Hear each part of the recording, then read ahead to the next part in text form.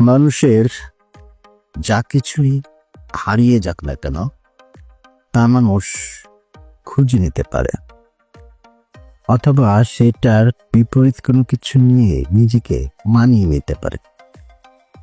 কিন্তু মানুষ যদি একবার বিশ্বাস হারিয়ে ফেলে, আস্থার জায়গাটা উঠে যায়, তখন সেই জায়গাটার ফিরিয়ে নিতে পারে না।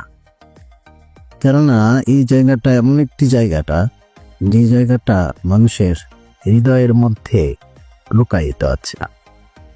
বিশ্বাস অর্জন করাটা খুবই কঠিন, কিন্তু বিশ্বাস ভঙ্গ করাটা খুবই সহজ। আর যারা বিশ্বাস ভঙ্গ করে তারা বুঝতে চেষ্টা করে না যে কোনো কিছুর বিনিময়ে এটা কেনা যায় না, যা তিনি আবার রিপেয়ার করে নতুন করে নিতে পারবে।